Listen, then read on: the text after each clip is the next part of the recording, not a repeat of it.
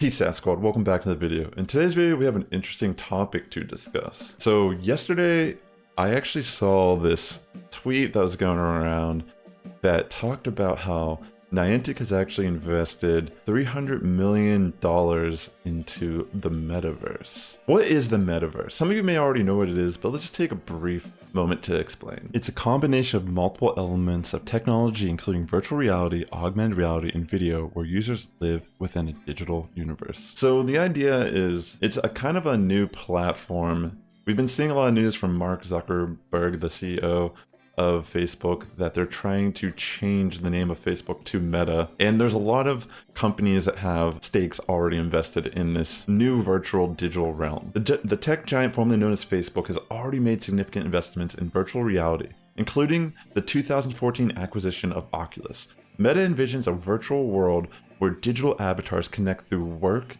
travel, or entertaining using VR headsets. Zuckerberg has been bullish on the metaverse, believing it could replace the internet as we know it. The next platform and medium will be even more immersive and embodied internet, where you're in the experience, not just looking at it. And we call this the metaverse. Before we continue on here, I'm gonna get into costume. Feel like this would be a little more appropriate.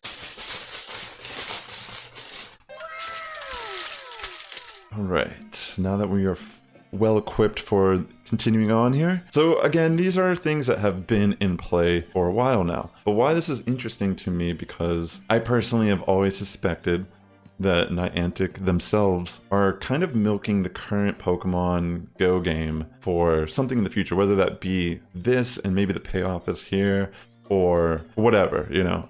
If you know anything about capitalism, you can understand, if you just follow the money in these scenarios, it makes a lot of sense why this is happening. But I wanted to just kind of briefly explain the metaverse. I'm not like going to do a huge deep dive here. I'm not going to get all conspiratorial, but I do feel it's worth kind of adding some context here to what's happening. There's a lot of value in this new world real estate, okay? So let's read the article now that I saw. Pokemon Go dev Niantic nets $300 million to create real-world metaverse. Niantic has received a $300 million investment at a valuation of $9 billion to realize its vision for the real-world metaverse. The Pokemon Go and Pikmin Bloom developer said it will use the cash to invest in its current titles, expand the Lightship developer program, and continue building a future where the real world is overlaid with digital creations, entertainment, and information. This will take a significant investment of talent, technology, and imagination, and we're thrilled that Coatue? I'm not sure how to say that correctly. So real quick, I just wanted to see what Coatue was, and this is the website. So essentially, when I looked into it on Wikipedia, they are a small tech hedge fund. And essentially what this means is, if you're looking at these addresses, these are essentially like Wall Street. So they invested $300 million in Niantic. So this intentionally means that they expect to be getting more than $300 million back from their investment. Is on the journey with us, said Niantic CEO and founder John Hanke. Niantic's bid to build a real-world metaverse hasn't been without challenge. Earlier this year, the company promised more transparency and communication after players expressed concern over the removal of pandemic accommodating changes in Pokemon Go. Yeah, honestly, they've never really been too transparent, if you remember the AIG update. The company also shuttered AR titles, including Harry Potter Wizards Unite and Catan World Explorers, explaining the former had run its course while the latter presented too many design hurdles. This all makes sense. Like, I have been speculating for the longest time that they are really trying to emphasize what they can do with their AR technology without getting too crazy about this discussion. I just wanted to open up this idea to people who maybe don't really understand how the gaming industry is, or how money works in capitalistic societies. This is a lot of money. As you can tell, I have my tinfoil hat for a reason. It's really hard to know what to say exactly here, because this is still very much speculation on what will happen with the metaverse. How much it will impact our lives in the future. Will this be the new internet? Is what Niantic's doing currently for their games just trying to drag us along because there will be payoff in this new metaverse? You know, it's super difficult to understand if we should be upset, if we should be excited. And again, it's still too much speculation to really know what to think of this. But what this leads me to believe is Pokemon Go in its current iteration will not be improved in any way, shape, or form, but it is more looking at the long-term goal of like what gaming and, you know, workplace flow, how we, you know, interact in social media. I think they're trying to look at a long-term goal, which, you know, there is a lot of money in this space. And that's the thing about money in capitalistic societies. You know, it determines everything that they do. They're not going to just... I wanted to share this article in collaboration with a TikTok that I saw that got released around the same time this article came out. And to me, this is like a sign that I should be making this video. In spirit of wanting to do more commentary and critique videos here on my channel, I'm going to end this video reacting to this TikTok, and I think you'll kind of understand why we can kind of still look at this with speculation and wonder if this is good or bad. Let's take a look. I found this girl, toni.nagy, on TikTok recently, and I followed her for completely different reasons. She's a comedian, but all of her content is commentary on capitalism. And personally, I think she's a great content creator. She does a good job of explaining ideas that maybe not everyone can wrap their mind around. So because this came out, I actually saw this earlier in the day, and it kind of set my mood for the day. You know, you just start to see the capitalistic intentions way more broadly. Maybe you as a viewer can come to your own conclusions, and maybe we can have a discussion about this in the comments, because this type of stuff absolutely is intriguing to me. How maybe our future is a lot different than we imagine, and maybe sci-fi does do a good job of predicting the future. So anyways, let's react real quick to this and see what everyone thinks. Do you play video games? Video games are the largest entertainment industry, bigger than movies and music combined. I'm not sure if it's bigger than... Yeah, it's pretty insane. Porn.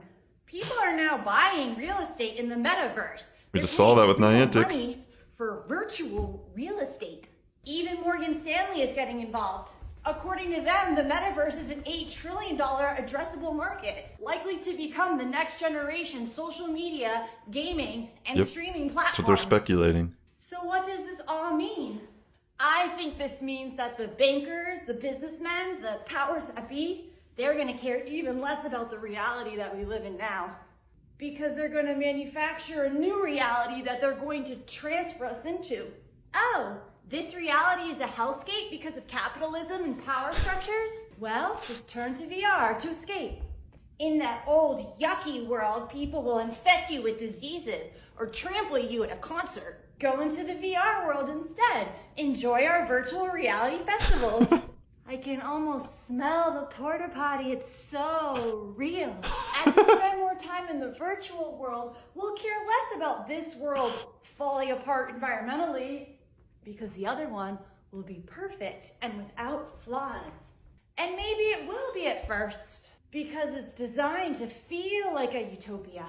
But because our conscious minds have been programmed in this world, we'll be bringing that programming into the next.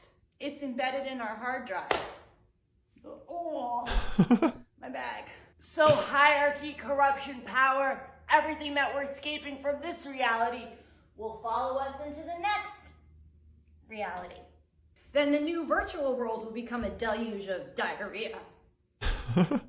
Oopsie. But then we'll create a new world within that world, and we'll seduce people into going into that world.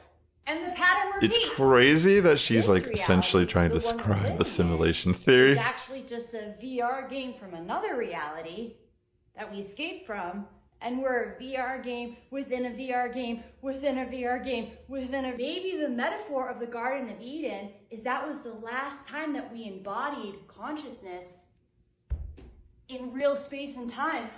But it wasn't good enough. So we created a simulation within a simulation. The Matrix isn't just one fake reality replacing another, but layers of fake realities upon layers of fake realities upon layers of fake realities upon layers of fake realities. Like a cake! Like a cake! Do you play video games? Like, what are your thoughts on Niantic investing in the metaverse? You should absolutely consider following Toni here, because our content is really inspirational, if you ask me.